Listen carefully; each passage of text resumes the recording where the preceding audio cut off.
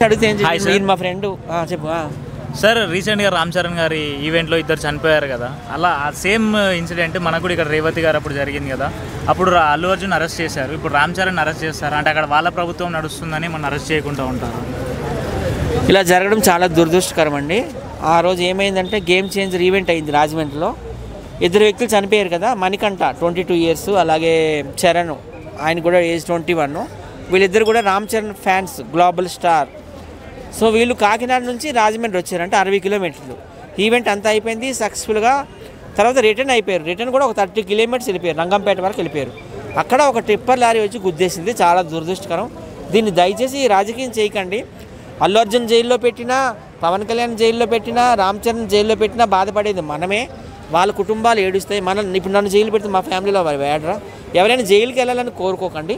ఇది బ్యాడ్ టైంలో నడిచింది, ఇది దురదృష్టకరం.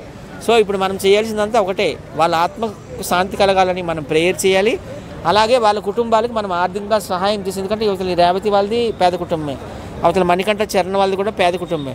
సో వీలైనంత ఆర్థిక సహాయం చేసి వాళ్ళ కుటుంబానికి మనం అండదండలు అందించాలి. కానీ దయచేసి ఎవరు రాజకీయం చేయకండి. ఇప్పుడు హీరోలు బయటికి రాకపోతే ఏమంటారు, వాళ్ళకి పొగరు బిల్డప్ అంటారు. హీరోలు బయటకు ఎందుకు వస్తున్నారండి? డబ్బు. ఆ ఈవెంట్ చేయడం వల్ల రామ్ చరణ్కి ఏమైనా డబ్బు వచ్చిందా? పవన్ కళ్యాణ్కి ఏమైనా డబ్బు వచ్చిందా?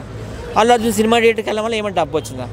డైరెక్ట్గా ప్రేక్షకులు కలవాలి, అభిమానులు కలవాలని వాళ్ళు వస్తున్నారు. మనకు కూడా అట్ ద సేమ్ టైం వాళ్ళని డైరెక్ట్గా చూడాలని కోరుకుంటుంది. సో అందులో భాగంగా జరిగినవే కానీ ఇవన్నీ కూడాను చాలా దురదృష్టకరం. ఎవరు అరెస్ట్ అవ్వాలని మనం కోరుకోకూడదండి. వీలైనంత వరకు ఆ బాధిత కుటుంబాలకి మనం సహాయం చేయాలని కోరుకోవాలి. ఓకే సార్, ఇప్పుడు సంక్రాంతికి 3 సినిమాలు వస్తున్నాయి కదా సార్, 3 సినిమాలలో ఏది టాప్లో ఉంటుంది అనుకుంటున్నాను? నేను బాలయ్య ఫ్యాను. డాకు మహారాజు సినిమా సూపర్ డూపర్ హిట్ అవ్వాలని కోరుకుంటాను. ఆయన సినిమాలు ఇప్పటిదాకా 150 కోట్లకు వెళ్ళాయి. ఈ సినిమా 300 కోట్లు వసూలు చేయాలని ఆశిస్తున్నాను. ఎందుకంటే బాలయ్య ఏజ్ ఇప్పుడు 66. ఈ ఏజ్లో కూడా అసలు ఎంత బాగా వేస్తే డ్యాన్స్, అది దిబడే.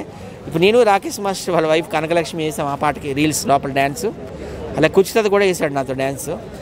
సో ఈ ఏజ్లో కూడా అంత ఎనర్జెటిక్గా డ్యాన్స్ చేయడం అనేది చాలా మనం అందరూ అప్రిషియేట్ చేయాలి ఆ విషయానికి. అలాగే హీరోయిన్ మరి ఆమె ఐటెం నెంబరో తెలియదు, ఊర్వశి రౌతుల. తను కూడా చాలా అందంగా ఉంది, 6 feet ఉన్నట్టుంది హైట్, చాలా బాగా చేసింది. సో ఈ సినిమాకి ఆల్ ది బెస్ట్. ఈ సినిమా స్టోరీ నాకు తెలియదు కానీ ఒక రాబిన్హుడ్ స్టోరీ అంటున్నారు.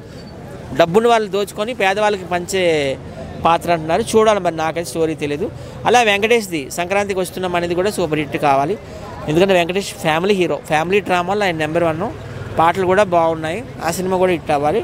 ఇంకా గ్లోబల్ స్టార్ది గేమ్ చేంజరు, శంకర్ గారి డైరెక్షన్ అంటే చెప్పనవసరం లేదు. ఒక భారతీయుడు, ఒక జెంటిల్ మ్యాన్, ఒక రోబో, ఇలా చెప్పుకుంటూ పోతే చాలా సినిమాలు. సో ఆ సినిమా కూడా సూపర్ డూపర్ హిట్ కావాలని కోరుకుంటున్నాను. ఆ సినిమా కూడా ఒక 1000 కోట్లు రావాలని కోరుకుంటున్నాను. సార్ అయితే ఇప్పుడు ఆంధ్రాలో టికెట్స్ చెప్పేశారు కదా సార్, తగ్గిస్తున్నామని కన్ఫర్మ్ చేశారు కదా. ఇప్పుడు తెలంగాణలో ఇంకా కన్ఫర్మ్ చేయలేదు, అండ్ ప్రీమియర్ షోస్ కూడా ఆపేస్తామంటున్నారు. ఆంధ్రాలో తగ్గిస్తామని లేదు, పెంచుకోమన్నారు. 600 పెట్టారు టికెట్, పెంచుకోమన్నారు. ఇంకా పవన్ కళ్యాణ్ గారు ఎప్పుడు కూడా సినిమా ఇండస్ట్రీ నుండి వచ్చిన వ్యక్తి కాబట్టి సినిమా ఇండస్ట్రీకి సపోర్ట్ చేస్తారు. ఇక్కడ ఇట్లా ఇష్యూస్ జరిగాయి కాబట్టి రేవంత్ రెడ్డి గారు వద్దని అన్నారు. సో ఈ ప్రీమియర్ షో వల్లే సినిమాలు ఇట్లా అవ్వ కదా. సినిమాలో కథ బలం ఉంటే హిట్ అవుతుంది ఆటోమేటిక్గా. ఆ రోజుల్లో లవకుశ, మాయాబజారు, తర్వాత శంకరాభరణం టైంలో ఏమున్నా ఇవన్నీ ఉన్నాయా? లేవు కదా. సో సినిమా స్ట్రాంగ్గా ఉంటే కలెక్షన్ ఆటోమేటిక్గా వస్తాయి, అంతా బాగుంటుంది. Thank you sir, welcome.